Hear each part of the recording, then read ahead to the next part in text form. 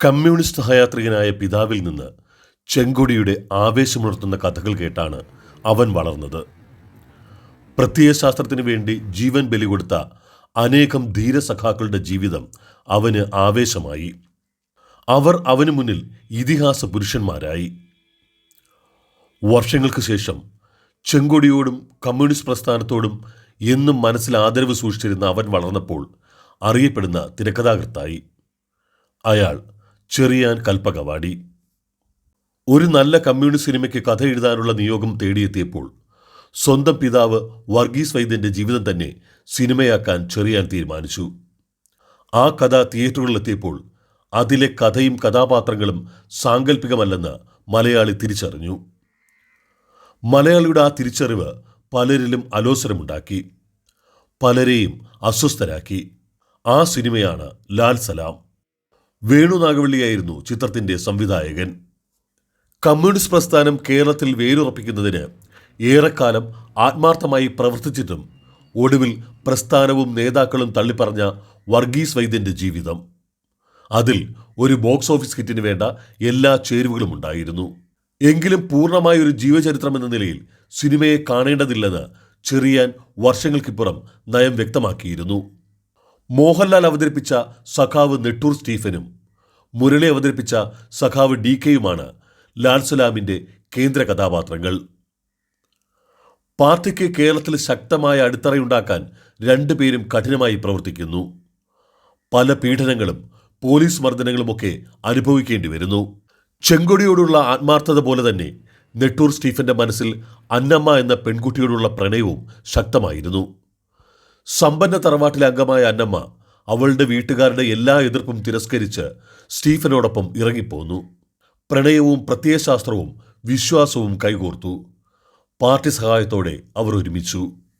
ഗർഭിണിയായ അന്നമ്മ ആശുപത്രിയിലെത്തിയപ്പോൾ പാർട്ടി പ്രവർത്തകനായ നെട്ടൂർ സ്റ്റീഫൻ ചികിത്സയ്ക്ക് പണമില്ലാതെ, മറ്റൊരു പോംവഴി മുന്നിലില്ലാതെ തൊഴിലന്വേഷിച്ച് ഇറങ്ങിത്തിരിച്ചു. അത് സിനിമയിൽ നെട്ടൂർ സ്റ്റീഫന്റെ വളർച്ചയുടെ തുടക്കമായിരുന്നു. ജീവിതത്തിൽ വർഗീസ് വൈദ്യൻ്റെയും. അന്നത്തെ സാഹചര്യത്തിൽ വർഗീസ് വൈദ്യൻ പാർട്ടിക്ക് വേണ്ടി മാത്രം നിന്ന് കുടുംബത്തെ ഉപേക്ഷിച്ചിരുന്നുവെങ്കിൽ ആ കുടുംബത്തിന് ഏറെ കഷ്ടപ്പാടുകൾ നേരിടേണ്ടി വരുമായിരുന്നു. അങ്ങനെ സംഭവിക്കാതിരുന്നതിൽ പിതാവിനോട് ഇന്നും ആദരവാണുള്ളത്, ചെറിയാൻ കൽപ്പകവാടി പിന്നീട് പറഞ്ഞു. കേരളത്തിലെ ആദ്യ ഡ്രൈവ് ഇൻ റെസ്റ്റോറൻ്റായ കൽപ്പകവാടി എന്ന ബിസിനസ് സംരംഭത്തിലൂടെ വർഗീസ് വൈദ്യൻ വളർന്നപ്പോൾ സിനിമയിലേതുപോലെ തന്നെ ജീവിതത്തിലും വൈദ്യൻ പ്രസ്ഥാനത്തിൽ നിന്ന് പുറത്തായി. നെട്ടൂർ സ്റ്റീഫനിലൂടെ മോഹൻലാൽ കാട്ടിയ തോറ്റുകൊടുക്കാത്ത ചങ്കൂറ്റം വൈദ്യരുടെയും കൈമുതലായിരുന്നു. ലാൽ സലാം എന്ന ചിത്രത്തിലെ ഒട്ടുമിക്ക കഥാപാത്രങ്ങളും ജീവിതത്തിൽ നിന്ന് സിനിമയിലേക്ക് കടന്നു വന്നവരാണ്. സഖാവ് DKയ്ക്ക് TV തോമസിൻ്റെയും, സേതു എന്ന കഥാപാത്രത്തിന് ഗൗരിയമ്മയുടെയും ഛായ ഉണ്ടായിരുന്നു. ഇത് ഏറെ വിവാദം അക്കാലത്ത് സൃഷ്ടിച്ചു. മനഃപൂർവ്വം ആരെയും കളിയാക്കാൻ വേണ്ടിയല്ല അങ്ങനെ ചെയ്തതെന്ന് ചെറിയാൻ വ്യക്തമാക്കി. ദീർഘകാലം ഒളിവിൽ കഴിയുമ്പോൾ അവിടെ ഒരു പ്രണയത്തിൽപ്പെടുകയും പിന്നീട് മടങ്ങി വന്ന ശേഷം ഒളിവിലെ ഓർമ്മകൾ നഷ്ടപ്പെടുത്തുകയും ചെയ്യുന്നത് അന്ന് പല സഖാക്കന്മാരുടെയും ജീവിതത്തിൽ സാധാരണമായിരുന്നു എന്നാണ് ചെറിയാൻ കൽപ്പകവാടി പറഞ്ഞത്. അത്തരമൊരു സംഭവമാണ് സിനിമയിൽ DKയുടെ കഥാപാത്രത്തിൽ കൂട്ടിച്ചേർത്തത്. സിനിമയുടെ വിജയത്തിന് പ്രത്യയശാസ്ത്രത്തിൻ്റെ ആവേശത്തോടൊപ്പം പ്രണയത്തിൻ്റെയും കുടുംബബന്ധത്തിൻ്റെയും സമാന്തരമായ ഒരു പാത സൃഷ്ടിക്കേണ്ടത് അനിവാര്യമായിരുന്നു.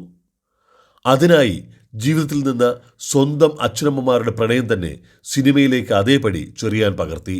വർഗീസ് വൈദ്യൻ മരിച്ച് ഒരു വർഷത്തിന് ശേഷം 1989 ലാൽ സലാം തിയേറ്ററുകളിലെത്തിയത്. അമ്മയെയും കൂട്ടി ചെറിയാൻ സിനിമ കാണാൻ തിയേറ്ററിൽ പോയി. താൻ സഞ്ചരിച്ച ജീവിതപാതകളുടെ ചില യഥാർത്ഥ നിമിഷങ്ങൾ സ്ക്രീനിൽ കണ്ടപ്പോൾ ആ അമ്മ തരിച്ചിരുന്നു. അപ്പൻ മരിക്കുന്നതും അവസാനമായി അപ്പൻ്റെ മുഖം ഒരു നോക്ക് കാണാൻ അന്നാമ്മ പോകുന്നതും സഹോദരന്മാർ അത് സമ്മതിക്കാതിരിക്കുന്നതും തുടർന്നുണ്ടാകുന്ന സംഭവങ്ങളുമൊക്കെ ചെറിയാൻ്റെ അമ്മയുടെ ജീവിതത്തിൽ യഥാർത്ഥത്തിൽ സംഭവിച്ചതാണ്. ആ രംഗമെത്തിയപ്പോൾ ചെറിയാൻ അമ്മയുടെ മുഖത്തേക്ക് നോക്കി. അവരുടെ കണ്ണുകൾ നിറഞ്ഞൊഴുകുന്നുണ്ടായിരുന്നു. കവിളിലേക്ക് ഒലിച്ചിറങ്ങിയ കണ്ണുനീർ അമ്മ കൈകൊണ്ട് തുടയ്ക്കുന്നത് തിയേറ്ററിലെ അരണ്ട വെളിച്ചത്തിൽ മകൻ കണ്ടു. ചെറിയാൻ്റെ കണ്ണുകളും അപ്പോൾ ഈറനണിഞ്ഞു. മോഹൻലാലിനെയും മുരളിയെയും കൂടാതെ ഗീത, ഉർവശി, രേഖ, മധു, ലാലു അലക്സ്, ജഗദീഷ് ശ്രീകുമാർ, നെടുമുടി വേണു, കരമന ജനാർദ്ദനൻ നായർ, തിക്കുറിശി തുടങ്ങിയ വലിയൊരു താരനിര തന്നെ ലാൽ സലാമിലുണ്ടായിരുന്നു. വേണുനാഗവള്ളി തന്നെയാണ് തിരക്കഥ എഴുതിയത്. KP നമ്പ്യാതിരി ഛായാഗ്രഹണവും N ഗോപാലകൃഷ്ണൻ എഡിറ്റിംഗും നിർവഹിച്ചു. സിനിമ പോലെ തന്നെ ON രചിച്ച് രവീന്ദ്ര മാഷ് സംഗീതം നൽകിയ ഗാനങ്ങളും സൂപ്പർ ഹിറ്റായി. ജീവിതം സിനിമയാകുമ്പോൾ അതിന് അതിൻ്റേതായ ശക്തിയുണ്ടെന്ന് ചെറിയാൻ കൽപ്പകവാടി വിശ്വസിക്കുന്നു. ലാൽ സലാമിലെ ഓരോ ഡയലോഗുകളും പ്രേക്ഷകർ കയ്യടിയോടെയാണ് സ്വീകരിച്ചത്.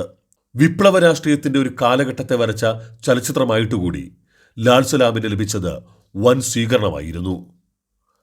കേരളം നെഞ്ചിലേറ്റ് നടന്ന ഒരു കൂട്ടം സാമൂഹ്യ പ്രവർത്തകരുടെ ജീവിതം മലയാളിക്ക് ചലച്ചിത്രത്തിനപ്പുറത്തെ വികാരമായി മാറി. ആവേശവും